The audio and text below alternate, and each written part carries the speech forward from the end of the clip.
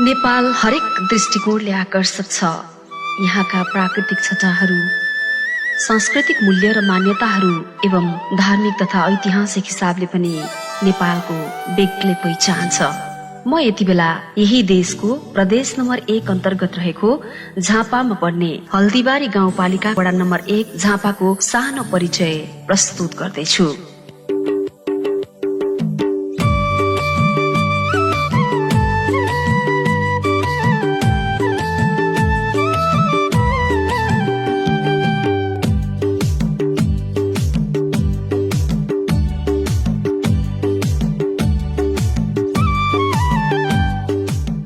देशमा विभिन्न कालखण्डमा विभिन्न किसिमका राजनीतिक परिवर्तनहरू भए।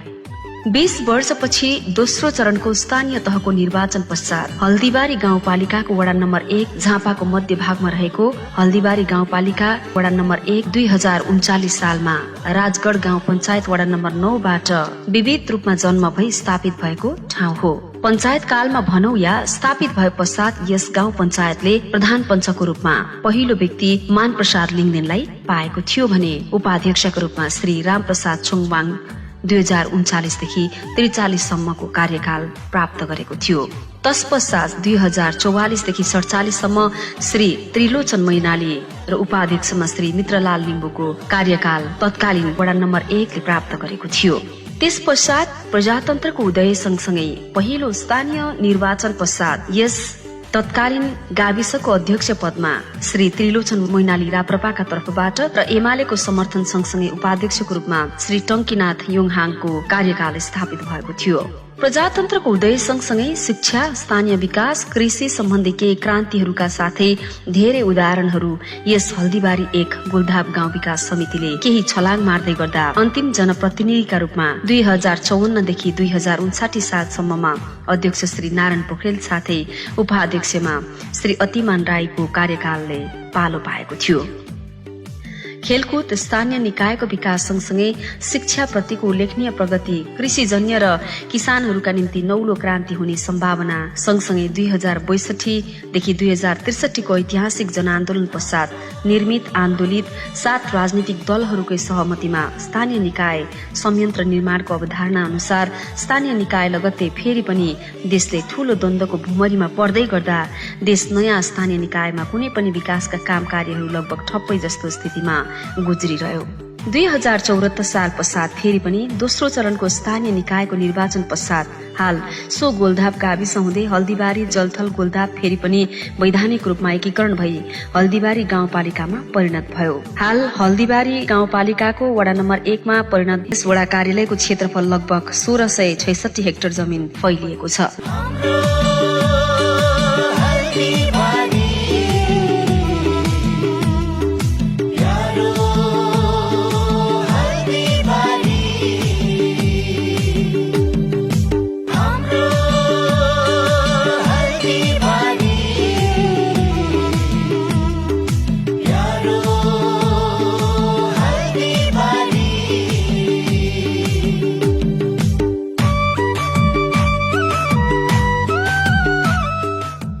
झापा जिल्लाको सदरमुकाम चन्द्रगढीबाट 16 किलोमिटरमा पर्ने पश्चिममा पूर्वकै व्यापारी केन्द्र बिर्तामोडबाट 12 किलोमिटर दक्षिणमा रहेको यस वडा कार्यालयको तथ्याङ्क अनुसार जनसंख्याको आधारमा महिला पुरुष गरेर 9089 भएको यस वडा कार्यालयमा प्रजातन्त्र, लोकतन्त्र, गणतन्त्र स्थापित सँगसँगै दोस्रो स्थानीय निर्वाचन भए पश्चात 2032 साल पूर्व गोलधाप गाविसको 80% भूभागमा जंगल रहेको साथै 20% भूभागमा 1997 सालबाट सन्थाल जात जातिहरू बसोबास गरेको इतिहास भेटिन्छ। विक्रम सम्वत 2003 बाट पहाड़ी मूलका जनसमुदायहरू बसोबास गरेको अर्को तथ्याङ्क पनि भेटिन्छ। विक्रम सम्वत 2032 सालबाट महेन्द्र राजमार्ग उत्तर रतुवामाई क्षेत्रका जनसमुदायहरू सट भर्ना साथै जंगल आबादी गरेर बसोबास गरेको तथ्यले बताउँदछ। गोलधाप नामाकरण कसरी भयो त भन्ने साथै यस ठाउँको नाम तथ्य संस्मरण नामक स्मारिका 2058 मा उल्लेख गरिए अनुसार गोलधाप 1 चिनारीको लेखमा श्री नारायण पोखरेलले लेखेका छन्, गोलको अर्थ कोइला ढुङ्गा र धापको अर्थ एउटा कच्चा स्थानलाई बताउने हुँदा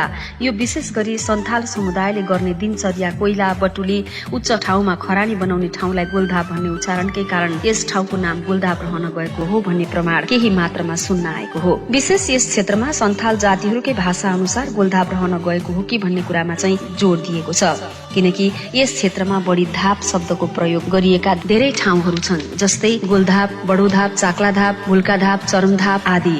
खैर जे होस्, आदिम कालदेखि हाम्रा पुर्खाहरूले बसोबास गरेको यस स्थानमा देशको अनेकौं राज्य प्रणालीहरूको हेरफेर, लोकतन्त्र, गणतन्त्र पश्चात विकासका अनेकौं बाटाहरू परिवर्तनशील हुँदै गएका छन्, जसमा शिक्षा, बाटाघाटा, कल कारखानाहरू, सामाजिक एकता लगायतका कुराहरूमा विकसित हुँदै गइरहेको पाइएको छ। कृषि क्षेत्रमा उल्लेखनीय प्रगति, बाटाघाटा साथै एक घर एक माछा पोखरी भन्ने हल्दीबारीको नारा, बाख्रा पालन, वैज्ञानिक कृषि सम्बन्धी ज्ञान यस वडाका नागरिकहरूले लिँदै र उपभोग गर्दै आएका छन्। यस वडा कार्यालयबाट अनुदान पनि पाउँदै आएका छन्। साथै यस वडा कार्यालयबाट विभिन्न वर्गका व्यक्तिहरूलाई छानाका लागि टिन, कृषि कार्यका लागि वाटर पम्पहरू, इन्डक्सन चुल्हाका साथै सोलरहरू समेत यस वडा कार्यालयले वितरण गर्दै आएको छ। यस वडा कार्यालय सीमा क्षेत्रमा उत्तरमा बिर्तामोड नगरपालिका वडा नम्बर 10 र पश्चिम दक्षिणमा बारादशी गाउँपालिकाले सीमाङ्कन गरिएको छ भने पूर्वमा हल्दीबारी गाउँपालिकाकै वडा नम्बर 2 र 5 को मध्य भागमा अवस्थित रहेको छ।